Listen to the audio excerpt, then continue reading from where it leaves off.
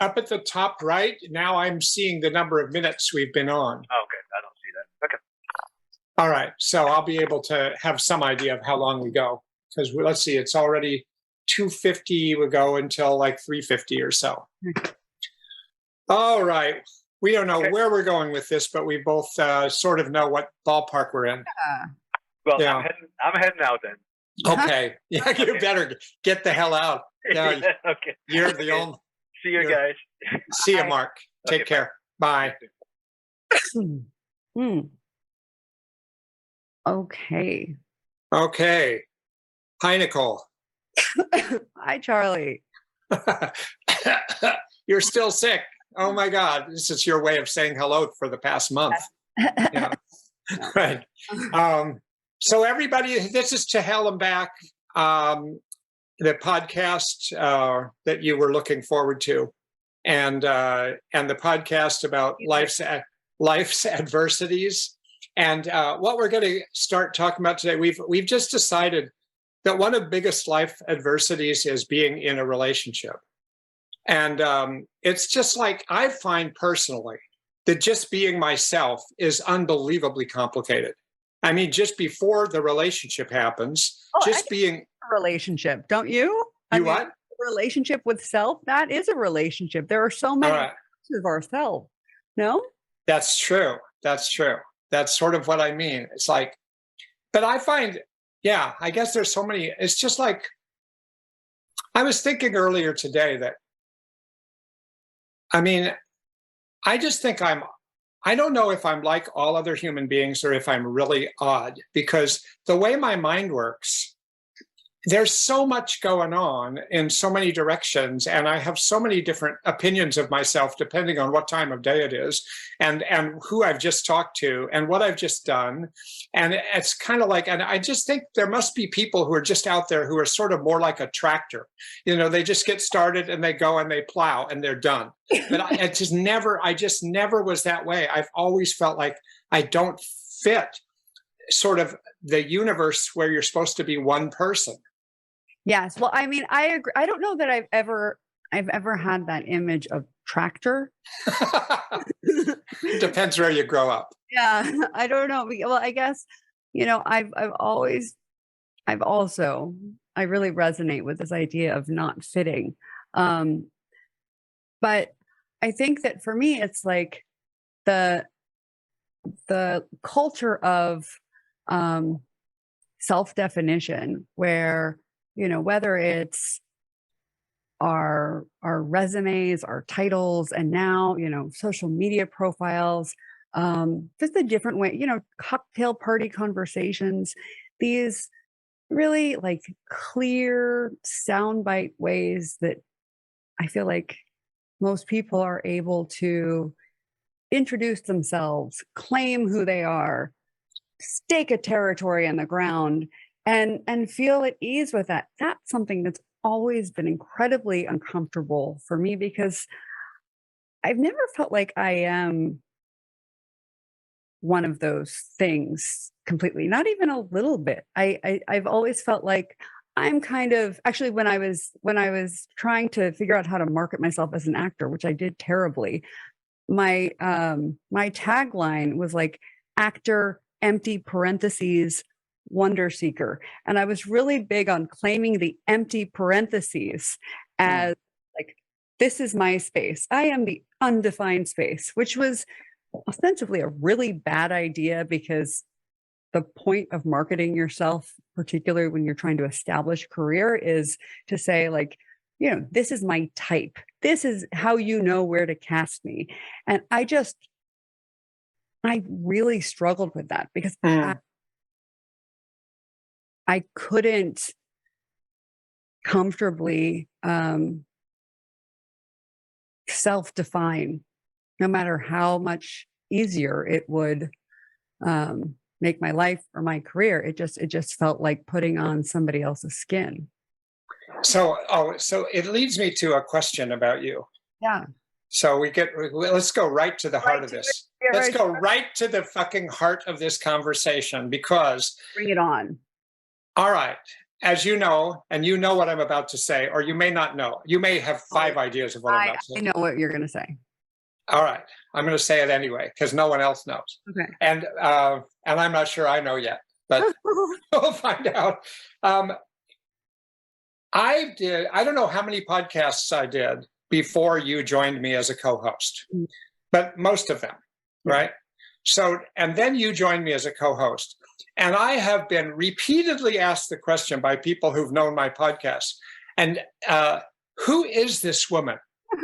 Who is this woman? And it isn't like I could introduce you with a simple tagline and say, this is the DBT expert for substance abuse. No, you're not that.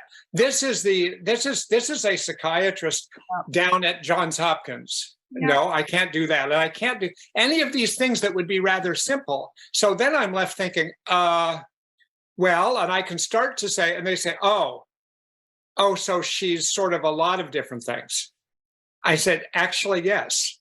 Which usually translates to, yeah, why? I don't get it. I don't get it. And then they wonder like who you are. And then they wonder, what does it mean about me? That someone who I can't even define who you are. So not only do you have a problem coming up with your tagline, I have a problem coming up. So what do I say in the future? How does it become a problem? That's really interesting. See, I see badge of honor. I really see it as like my most commendable characteristic. I didn't always, incidentally, but I see it that you see it as kind of like this indictment. Like it's like the scarlet letter on your forehead. I am collaborating with an unknown. No, you have the parentheses on your forehead. No, you have not the letter. I have the parentheses. You're like, oh, you've now kind of been branded as a collaborator with the unknown. So yeah, so why can we talk a little bit about why is that a problem to be someone that is associating with an oddity, especially since you consider yourself a bit of an oddity? I do, but I don't. The world mostly doesn't think of me as an oddity. Only people who know me extremely well know how odd I am. My wife is the expert. I mean, she's like she'll ask me a simple question, like, "Do you know where the sugar is?" And my brain immediately wonders which of 5 alternatives she means. It's like, and she's like, "No, I just want to know where the sugar is." But so that's just one of many ways. But I'm odd inside in some ways. But most people who know me, like, I'm good at presentation in a way. I'm good at having an identity within a group. On the other hand, that doesn't mean I'm comfortable with it. Mm-hmm. But I don't have this problem. People don't say, "Oh, who is that?" I just say, "Oh, well, I'm a Charlie, and I did this and I did that, and I have this position, I had that position, I wrote this book, I wrote that article," and it's sort of like, "Oh, okay, he's an understandable human being with a tagline." Fascinating. So, do you think that you are what you do? In fact, I think that's all I am. I am what I'm for right now. I am what I'm doing. Well, but I'm not. What you're doing is different than like what you do professionally. I should have been more. Oh, you mean am I? Oh, am I what I do? You mean am I? Are you your accomplishments? Are you your professional?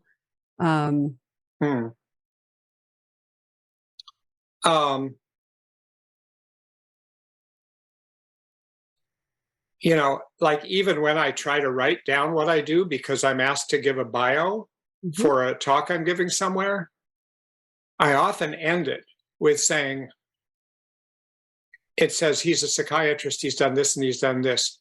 If he had his choosing, he would have been a professional basketball player or a college basketball coach.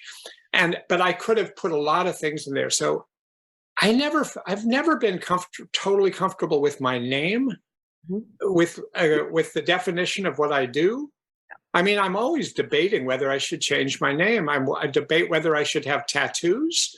I'm an old man. I mean, it's like there's a part of me that just doesn't fit these things, but on the outside it fits. So when people talk to me, they think, "Oh, here's Charlie, but then who's this woman and what's her tagline? And Right. and then I think I just refused to take one. you've always refused to take one. No, I for a long time I have. I've really. So you want me to answer the question, and what if I'm just like, well, I'm a verb.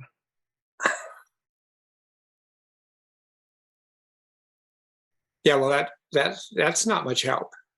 I understand that, and actually, it's a pretty important answer I think from it's. my point of view. I mean,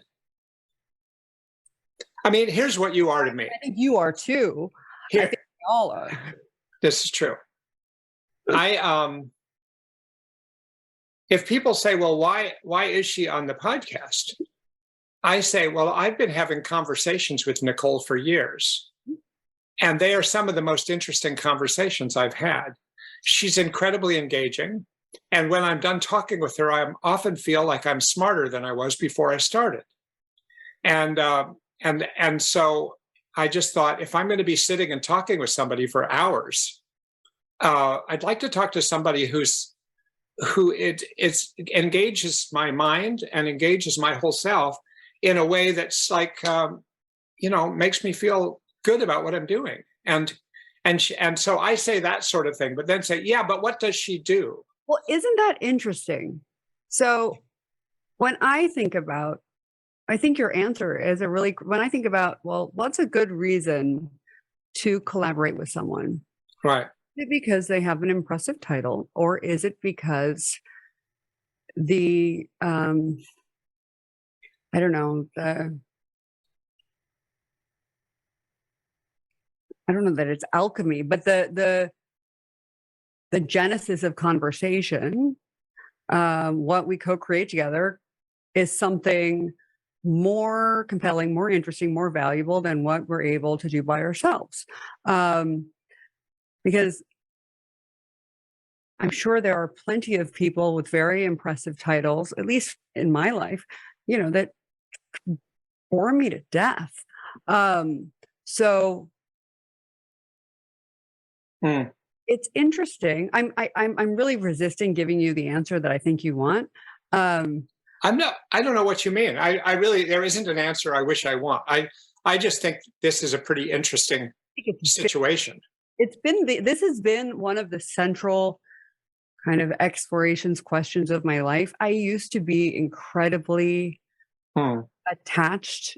I won't say that I'm unattached, by the way, but I was so fixated on credentials. I mean, I think I would say, like, appearance and achievement were kind of the two, I don't know, like, pillars of my worthiness in my mind. And from a very, very early age. And at the same time, from a very, very early age, I deeply resented how important it was to me that I adhere to some concept of excellence in those two realms, as I'd inherited my understanding of those things from my family, my culture, etc. Because on one end, I really deeply, desperately wanted to conform. I wanted to be the very, very best, the paragon of, what I believe, which was what got me, for at least the first year of Columbia Law School. It shaped a lot of my decision. It shaped a lot of, not that I didn't find it interesting and important and all of that, but I was palpably aware for a really long time that, my self-concept, and I still wrestle with this, was so enmeshed with, how I was perceiving my external success and failure. And I had the privilege of growing up around a lot of extraordinarily accomplished and successful people.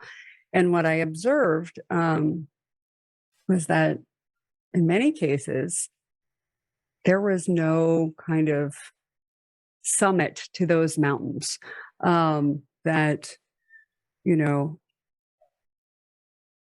no matter how great the achievement, no matter how, you know, enormous the contribution, no matter how, you know,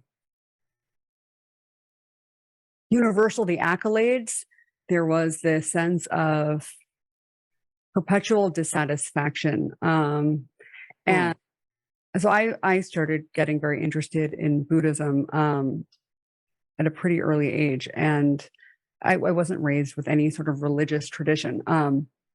But, you know, emptiness, this idea of emptiness and non-dualism was for me a really like spacious and I don't know, generous and generative arena where all of my seemingly disparate, conflicting parts made sense. And I got really, really interested in who I would be without any, like, if I could tolerate it, if I could, you know, cultivate a sense of fundamental worthiness, dignity, and to kind of be my own arbiter of meaning without any of the external markers, without the titles, without the simple taglines. If I could tolerate that, and if I could, because I figured otherwise I'm going to be chasing these sources of confirmation for eternity and then some, because I wasn't a little bit attached, I was a lot attached. And so in large part my decision to be, you know, to really pursue acting as a life path and practice was about hoarding rejection, about really getting intimate with my most I don't know, like tender vulnerabilities, which was this desire to be liked, approved of, picked. And, you know, and also. But let me ask you, was entering into acting, where, of course, there are people who are seeking taglines and accolades and devoting their personalities to doing it right and getting all the signs of success. There's that. You pursued that after you tried to pursue getting a law degree. Yeah. Like, was that it? I guess I'm picturing that pursuing a law degree, and I know from a little bit, we've talked about it before, was that 1 year into that, it was like disappointing that the way of thinking or the system. So there were a few different elements of it. Yeah. So, I mean, I think what I recognized, what happened was, after my first year of law school, I was present during a course of weeks when my grandfather passed away, and it really just gave me an opportunity to contemplate, you know, what I cared about, to really just think deeply about things in a way that I hadn't done, or maybe to synthesize a lot of different threads that had been on my mind. And, you know, I was at Columbia, at least at that point in time, was a more kind of corporate focused environment. And what I'd always loved ethics and public policy, these kind of, you know, areas of ambiguity where there wasn't a clear sense of what was right and wrong. But so much of how the culture of, you know, the first year of law school operated was that, you know, it was about kind of finding the law firm that you would go and clerk at for the summer and all of that stuff. And it was really like it wasn't about me wanting to look like, oh, go be there for my edification, alone per se, but I wasn't wanting to commit to a path um, where I don't know, where there wasn't like kind of like a lack of congruence. And so I decided to take a leave of absence. And I was thinking I'd go back, I would take the GMAT, I'd go back and do the JD MBA. Again, still like wrestling with a lot of different things. And I started taking acting classes. Now, in my life, in my upbringing, acting is like a joke. I loved it as a kid. Mm, It's not like something that serious people do. It was just not like, it never occurred to me, I never took an acting class in undergrad. Like, it was always about maximizing my GPA and being productive. And like, I was never, ever mm, giving myself like, I was at Brown. I mean, RISD was right next door. I mean, and I love art. I never went and took a class there.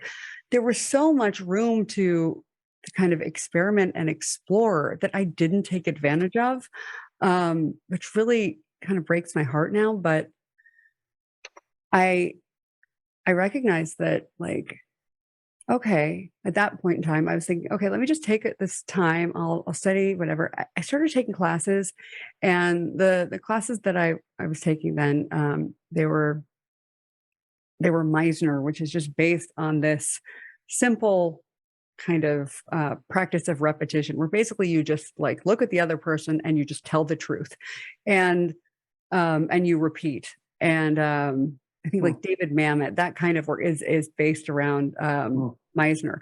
And it was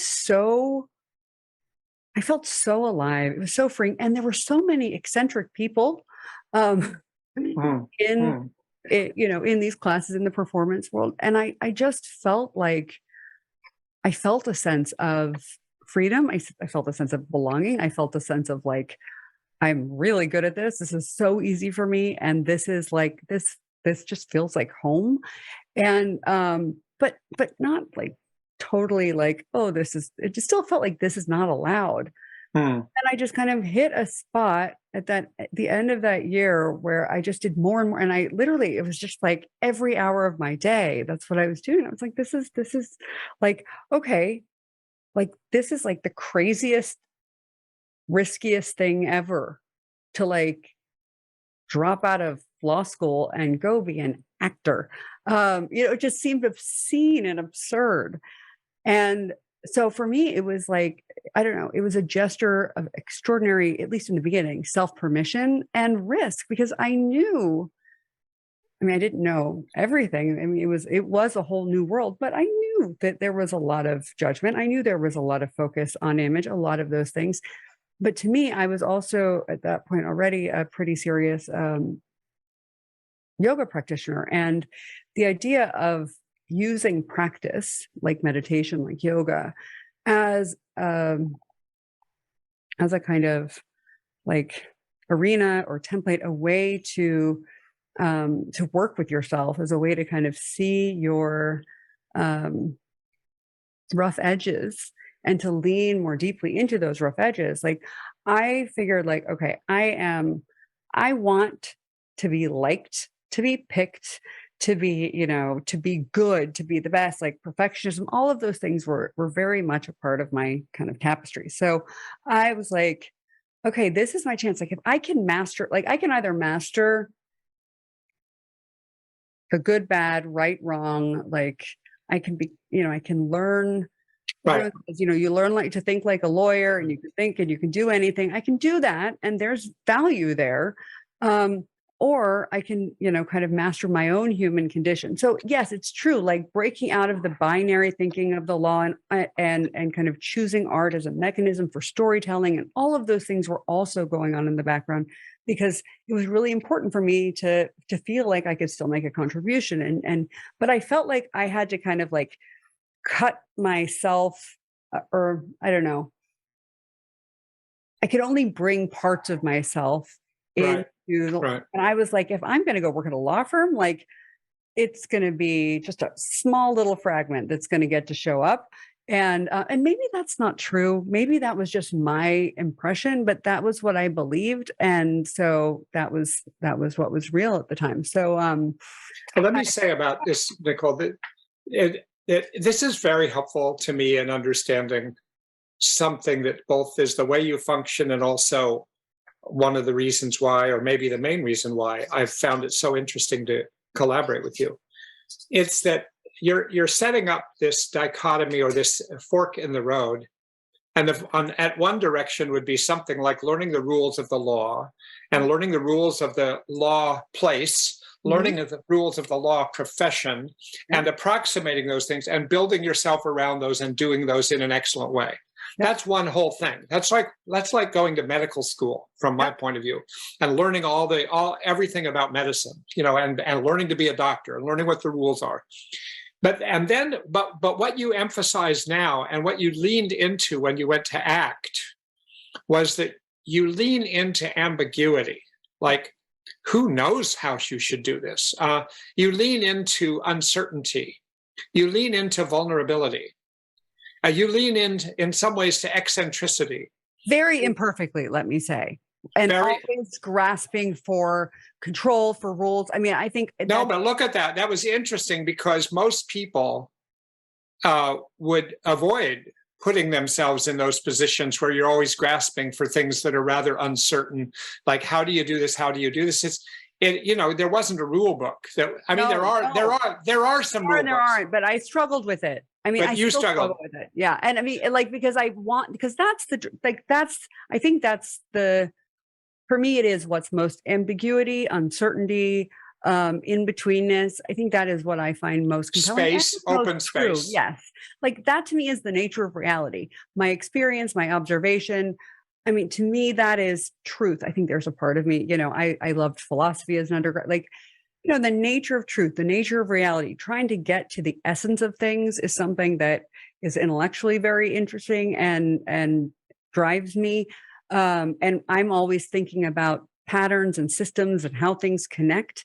So, there's something about, which is why I love DBT so much, because, it's so, well, first of all, it is so ordered and rigorous and it is methodical and it's utilitarian in a lot of ways. And it's rooted in this deep appreciation for the uncertainty of reality, for the ever-changing nature of things, for the interdependence of things. And so, and that's dialectics in general. I mean, I think it's really going right into that centerpiece of, what it is to be a human, having a human experience, to be an individual in a society or in community, to always be in the and space. Because, I think that what our world asks of us and what language, and I've always loved language. I probably, had I had a different upbringing, I probably would have gone on and studied English and been a writer. But even that was impractical and frivolous. I don't think I took one English class at Brown, which is so crazy to me. But, this idea that dialectics is this opportunity to kind of reconcile multiplicity and oneness, not to get to an answer, but to be in the question. No, it's an emphasis on there not being a right answer. There's emphasis on the emphasis on the process. Exactly. The emphasis is on the process. You're always becoming, and you're always trying to put together, like you're trying to put together the part of you that is striving for excellence, whatever that means, but it means mastering things. And at the same time, you're pursuing areas where excellence is really hard to even define. I mean, and if it is defined, it's defined like, for me, it's always been important to be, again, my own, like, I always I don't know, I'm a little allergic to the part of me that wants desperately to conform to kind of culturally established definitions, because that always feels like, oh, the needy, like fearful part. I mean, I think as a creative, because I really identify as an artist, and it's that place where, you know, like creatively trying to anticipate what's wanted, or as an actor, like, what does the casting director want? What's good? First of all, it made me a terrible actor. The harder I tried, the more I studied, the worse I got, because the less I trusted myself, and the more I was invested in being good, being liked, being approved of, and wanting to have some tagline to walk around and say, look, guys, I'm worthy. I did it.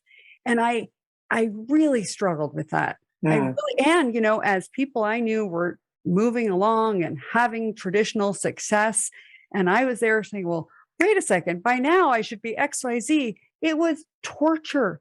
And I'm so it gave me all sorts of other space to bring in different disciplines, to indulge other curiosities, to pursue multiple threads of inquiry, and to bring things together. And, again, as I see how my kind of path continues to unfold, I think that, it's never about one or the other. I think I'm in trouble where I did this with my weight and my appearance for years, where I was like, well, I care too much about, how I look. So I'm just going to kind of actively try and destroy my appearance and not give a damn. And that was a mess, because the thing is, I did care. And I think it's finding ways to hold space for all of that multifaceted dynamism, that I really take comfort in questions with vague answers. That used to kind of be maddening. I used to think I needed to be definitive. But the truth is, the space of I don't know, not as helplessness or confusion, but as curiosity and as invitation, I find to be a really I find that to be a space is just extraordinary possibility, and the need for structure and clarity. I mean, I think anatomy, I love anatomy and physiology, because I think there are so many ways in which just our bodies, as complex adaptive systems, really express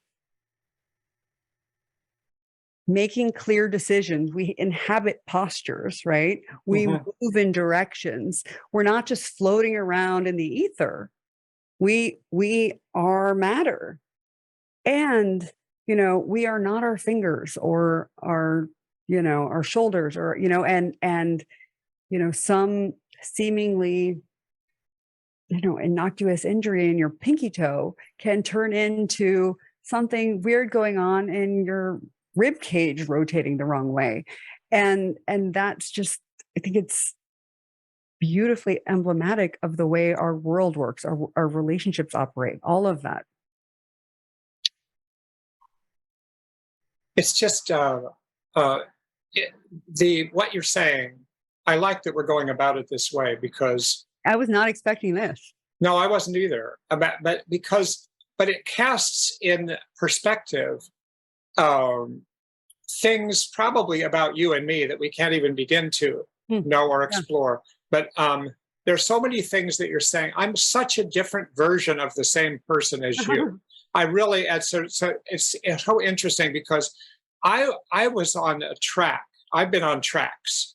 I was on track through high school, won some awards. I'm this academically, and I'm that. And then I'm on track during college to get through. Then I got in, and then, but all the way through. And then I was on track in medical school. Then I was on track in psychiatry, doing all these things that are expected, that are laid out, that are required. Okay. Doing them, and doing them reasonably well. And on the other hand, I would take off during college. I would put my thumb out in Cambridge or Boston for the weekend and go up to New Hampshire with a backpack by myself on Friday afternoon and be there until Sunday night. I would hitchhike up to the White Mountains, and I'd hitchhike back down to Boston, and then I'd go back to school. And other people are doing more normal things, and I'm doing that, and I'm exploring places I don't know. I'm going into places that frighten me. I'm swimming in the middle of the night in a pond or a lake where I'm camping, where there's nobody else, and I'm swimming around thinking, my God, if I die now, no one in the world will have any idea where I am or who I am or what it is. It's sort of like, and that both scared me and excited me that I had that, and that I didn't know where I was going. Every time I'd go up there, I'd go a different place. And that just begins to capture how I did a lot of other things.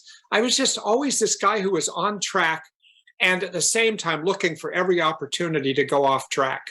And so I had a different synthesis than you did of trying to have excellence, trying to be on track with something, and at the same time leaning into vulnerability, leaning into uncertainty, leaning into open space, and leaning into fear. And I put myself in a lot of kind of frightening situations that are totally unnecessary. And and so it reminds me of, like, take someone like Oliver Sacks. I don't know if you read his autobiography, but I saw things there I'd never known about him, though I liked his writing, and he was a very well-known neurologist.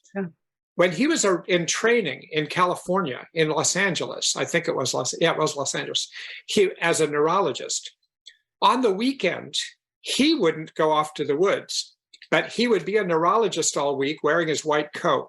And Friday afternoon, he would get on his motorcycle and take drugs and start riding his motorcycle, sometimes thousands of miles across the United States up to Canada. But by Sunday night or Monday morning, he's back in LA putting on his white coat and being a neurologist. And at the same time, little known fact about him, he would go to Venice Beach in LA, and they had weightlifting championships, and he would lift weights with bodybuilders, and he held the record of the heaviest weight that anyone could lift in the California coastline for a period of time. And he grew up gay in a society where you could be put in prison for life for being gay. So I just sort of think this capacity.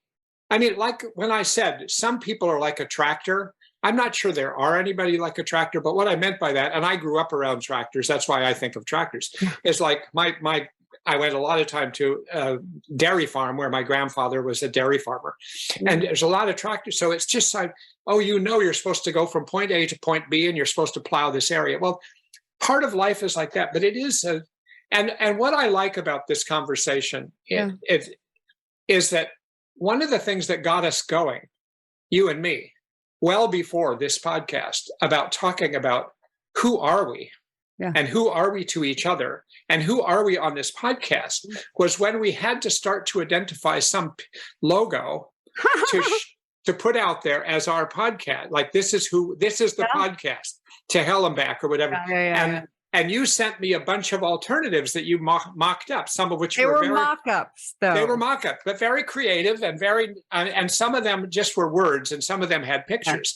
And the ones with pictures included that picture of me that you found on the internet. That's me at my most professional self, looking rather distinguished, and with a coat and tie on, which I don't even know where those are now, but it's sort of like, and looking very professorial in a way, and like a good psychiatrist. And then there was a picture of you that could have been used as an actress. Picture. This is what is, no, it was just, that was a picture that was, it would happen to be on my, like, right on my thing. It was a something from my porch. It was like so I thought they were like the quality of your picture that I pulled off the internet. The reason that I got to that, I pulled yours off the internet. you had your head like this. That's right. Mine that was a pretty low quality thing right off because it was close to my desktop. It had the same position. But so your comment, I can't believe we're ending with this because this is such an interesting conversation. So your comment was like, oh my God, your lips are like giant. And so, yeah, no, it was interesting because, like, I didn't even think of you as looking professorial, like not for a moment. Not at all. Not for a moment. I'm like, oh, you look kind of friendly and like, but not, I didn't, like, it wasn't like, oh, wow, Charlie's like in his, Yeah, but I thought the picture you sent, I mean, I had a lot of reactions to it. Yeah, I mean, it's so funny because it was just a sketch. Like it was. I know, but I'm talking about how it registered in my mind, not what you meant it to be. Okay. And the way it registered in my mind was I looked rather sort of like stodgy and solid in there, and you looked kind of like fun and appealing and more, like I said, like a headshot for an actress or something.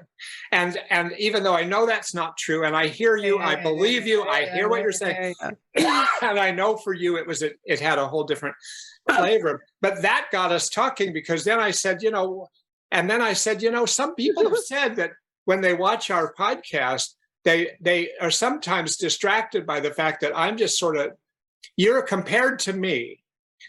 It's clear that you pay more attention to your appearance. With makeup, I don't wear any makeup. I do, but I do have this hat. I mean, help me with that if you'd like. You can help me with makeup. Thanks a lot. We can do a beauty episode. All right. I'd be open to considering that. I just maybe more open than I used to be about that kind of thing. But I'm wearing my sort of stupid rapper hat here, and which other times is my sort of silver baseball hat. I mean, depends on what it is. But it. So we started talking about that, and the thing about the lips that you I wasn't going to say, but you jumped in and said that. So I consider that open game, and it's an open season. Absolutely. So yeah, I didn't even know how you end up with lips like that. I'm so stupid in the beauty world, and then I learned, you do Botox. It's not like a whole thing. It's not like it's all that. Like some of it's just me, but I have gotten older and I get a little wrinkle, and so and I will so when I get Botox for my little lip wrinkles, it makes me look like a little bit of a duck, and I'm aware of that. My family is definitely not shy about giving me their opinions on well, I see where this came from. But yes. No, but honestly, the truth is like this is another one of those things because I am way more attached. No, that's what let me say more about my appearance than I would like to, and that used to be something I would feel pretty ashamed of, or I'd be like, don't talk about it. Oh my gosh. But now, by the way, I have a zit sticker on my forehead right now. That's how like laid back I've become, which was not the way I used to be. But like, I will get but let me tell you how you have till the day I die, Charlie. And I feel just fine about that. That's what I wanted to get to, is that the reason I like the way we've gone about this conversation, that this comes in at the end instead of the beginning, is that you can be a person who attends to wrinkles or who attends to aging and beauty products, and you can do all that, and makeup. You can be such a person, and you can be a person who works her butt off, trying to approximate excellence in your own practices, various kinds of practices and schooling that you've done, and this podcast, that these things all go together, that no one, which as you know, is often not seen that way. Like it's sort of when some of those people who say to me, who is this woman? It's like, Charlie, you're like a serious intellectual person, blah, blah, blah. Who is this person who pays so much attention? And I have to tell you, sometimes people in the psychotherapy world, the psychiatry world, even the DBT world, just don't do that stuff, some of them. And so they wouldn't know from it. And there's a bias against it that is it's black and white, it's oversimplified. And I feel like I understand better. And to me, I feel like You absolutely can have those things. And as you know, because I told you a couple of weeks ago, I was in New York and paying attention to things like fashion for the Yeah. first time in my literally entire life, Yeah. noticing what people, and went to the what is it, Fashion Institute Yes. and the FIT museum, and seeing shoes and seeing things. I've never paid attention to these kind of things. So Yeah. now I realize that it's just another one of your identities. Of course. And I think that it's also a little bit misleading, or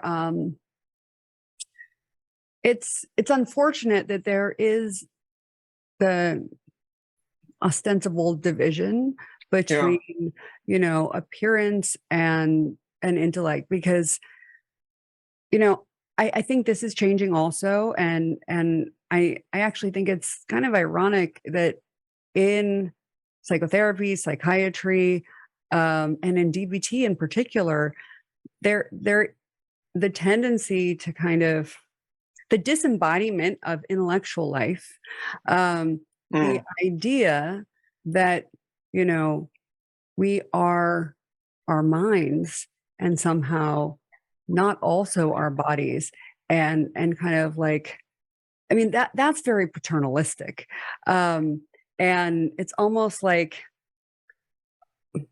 there's something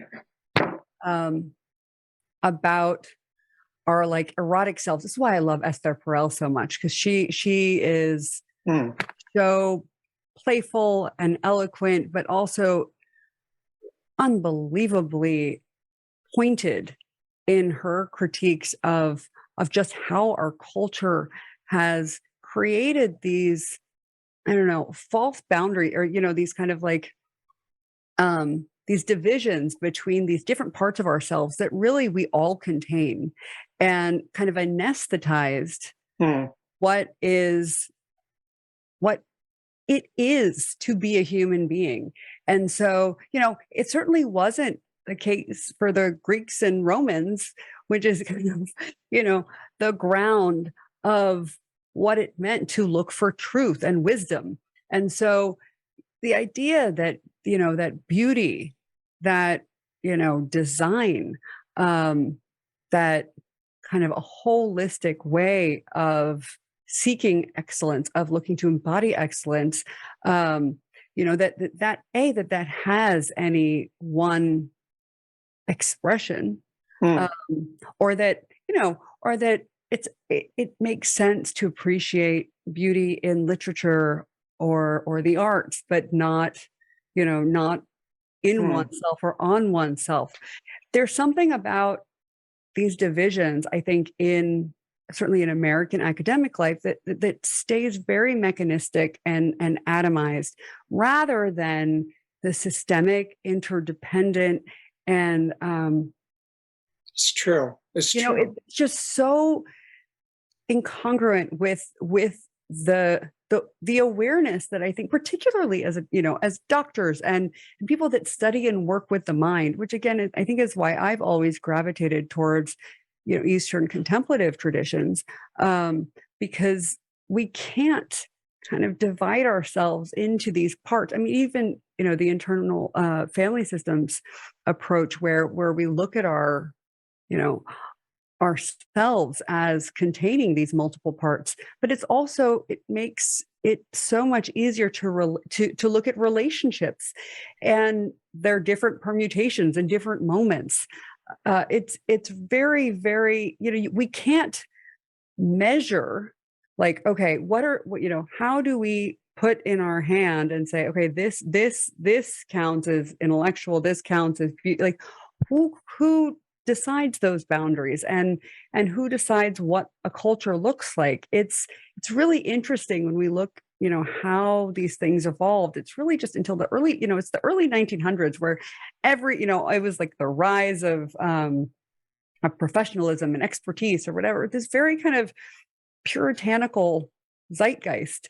One interesting thing about what you're saying, as somebody who's done a lot of training over the last 15 years in Italy, is that I work with all these professionals in Italy. And what's always striking there, compared to America, and compared to going to Sweden, for instance, which is more like America in this respect, is that at the end of a workshop all day long. Yeah. And somebody gets up and makes an announcement. There's 90 people in the room, and somebody says, "Hey, I know this barn we could go to tonight and have a party." And it's like that just doesn't happen in Sweden or America that way, most places. And maybe somebody would try, but they wouldn't get the outcome that this was, because out of about 90 people in the room, how many people can go? Like 89 raised their hand. Wow. Okay. I thought, don't they have families to go? Don't they have to do this? Don't they have homework tonight? Don't they have any? No, they're going to go party. And people brought wine, and people brought bread, and people brought cheese and pizza. Wow. And then 3 people came who play American rock and roll music, 3 women, and they brought their instruments. And it was till 2 a.m. and that's natural there. That's natural. And when people went from the training where they were dressed like academics, like 1 hour later, when they showed up at dinner, they were beautiful. Like cocktail dresses. Like everybody's like cocktail dresses and ready to party. And I thought, wow, this is so different, than what I'm used to anywhere, including up in Northern Europe, where I've been trained in Sweden and Norway and other places. And so I think when you say the Romans and the Greeks, the Romans are still doing it, you might say. I mean, they still have more of a body-oriented culture in that respect. And I've been saying in the past few years that DBT, as much as I love DBT and as much as I think the principles in it are incredibly helpful, it really is like therapy above the neck. It really is. I mean, that was one of my early. There's a little bit of body stuff in it, but like self-soothing behaviors or relaxation techniques. But compared to other things like yoga or other forms of treatment, actually, it's very just kind of like talk, and it's very helpful talk, but the principles of DBT could go absolutely into the body. Without a doubt. Now, when I first started really getting interested in DBT, what I was thinking, I was studying Pilates therapeutics and really learning about biomechanics. And I was thinking, like, what I would do was, I would try and design like an embodiment component, embodied dialectics. And now I think about what embodied dialectics are in a very different way. And that's really where I'm working. But I think that it's so important. And I think in general, I mean, now that we live with and through machines, and our devices play such a, they are for many of us our primary relationship. So, the disembodied self is it's more important than ever to really connect with, to ground and to root in our body, and to have that relationship, with what is alive, with what is present, what is real. And and I've definitely taken many years of detours where I am just hyper cerebral, and I'm trying to figure out conceptually how to execute on values. And it's interesting how different it is. I think also in the different, when I was getting my master's in interactive media arts, even though it was an online program and I think a really extraordinary, brilliant group of people, because it was a diverse transdisciplinary group. And I think this has been one of like the key things I've learned over the years, is bringing people with really diverse points of view and diverse backgrounds, diverse ages together. There is something about that kind of collaboration that really and everyone looks different. I mean, and there are a lot of conversations about this in our culture in general right now, but everyone looks different. Everyone thinks differently, and it forces participants. You've talked about looking around in a conference or whatever, and everyone looks professional and everyone kind of has a thing. But when you look around in a community of creative collaborators and there is no type. I mean, first of all, it just feels so much freer and there's so much more room to experiment, but it's just so much richer in terms of, how I'm how I learn, how I'm touched, how I'm changed and transformed by the community. So, and it's more embodied. I felt through spending 18 hours a day on my computer trying to learn to code some days, I still felt like I was inhabiting my space and Really? my world. And I think there was something about the conversation about location, where each of us, was literally existing. Someone's in China here. It just, we really lived in our context, and we shared Yeah. that. Yeah. Anyway, it's a different thing kind of, but there's something, there's something that's come out of that for me, in a lot of different arenas over time that I seek out now. In social work, when I was thinking like it didn't have that, which was a bit disappointing. But and it's going to be, we don't have time to talk about it now, but you and I've had our own conversations and interest about the work of Ian McGilchrist about right brain and left brain, which really comes up in my mind right now, because it's what you're describing is a left brain type of interaction that's driven by being in the moment and being particular and being body oriented, being right brain metaphor. Right brain, exactly. Yeah, that all of that's right brain, and we're talking about so that right brain DBT would have a whole different flavor to it than left brain DBT. And yet they both can coexist. But mostly, one of the things people like about me when I teach DBT is the bringing in the right brain, bringing in spontaneity, being kind of kooky, being kind of improvisational, and being willing to risk screwing up and then recovering. So, No, that's why, when I read your book, which I loved and I thought was really brilliant, and it actually had an embodied quality. And that's how I first got interested and that's how I first started listening to your podcast. But actually, when I heard your podcast, it was so extemporaneous and unpolished in the beginning.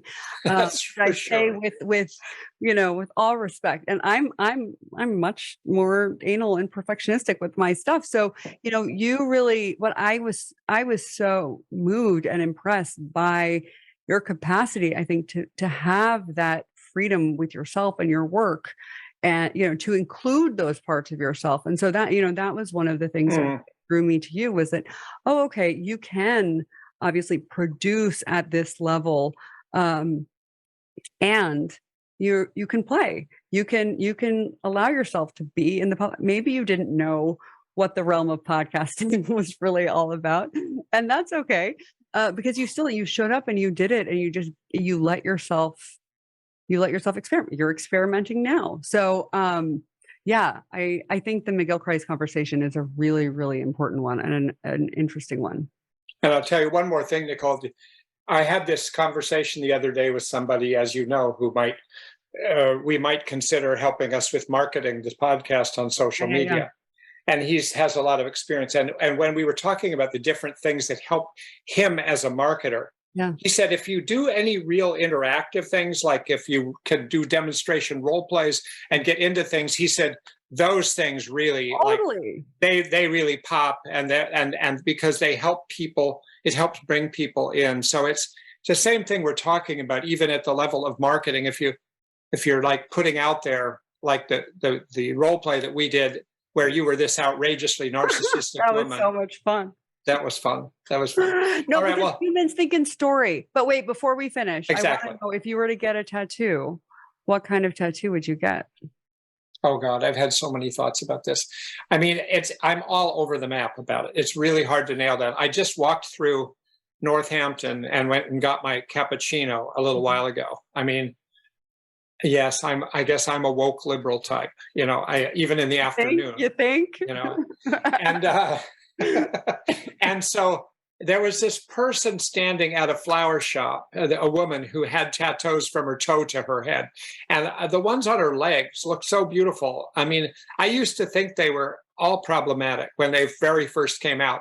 Yeah. Now I look at them as various kind of like works of art on people. Yeah. And I think, wow, that person, you couldn't distinguish her legs from sort of vines that are going up, beautiful different colored. So I don't think I would get anything that dramatic. One of my sons, who's done whitewater rafting for years as a guide and kayaking, he started with just a very discreet, very lovely kind of paddle, like rafting paddle. I'm not rafting, a kayaking paddle on the back of his ankle. It's just lovely. If I started, I would probably start with something. I guess now that you've asked the question, between now and next time you and I talk First about thought, best thought. Don't worry about getting it right. What's your first thought? You can change it next time. I'd probably put a very nice scripted name, Cindy, who was my best friend till she died, and maybe some emblem, maybe with a basketball there, because she and I sort of developed our friendship around watching basketball together and just loving basketball. And so it might be something like that, just a memory. But then once that opens up, then I think, thank God I have a large body, because there's space for a lot more. If that comes in. I can't wait till we do one when you're just fully, if you start getting like piercings everywhere, it will be a really good time. And color my hair, Oh, totally. Absolutely. And your beard? Oh, I could color the beard. At least I have some hair there. Yeah. Fun. Your eyebrows, the options are endless. All right. I didn't realize this podcast was going to be about the embodification of Charlie. I guess that's where we're ending now. But we'll continue this conversation after we've had a chance to think about more of it. Sure. A couple of weeks from now. And next week we'll be going back to another podcast with Natalia Garcia.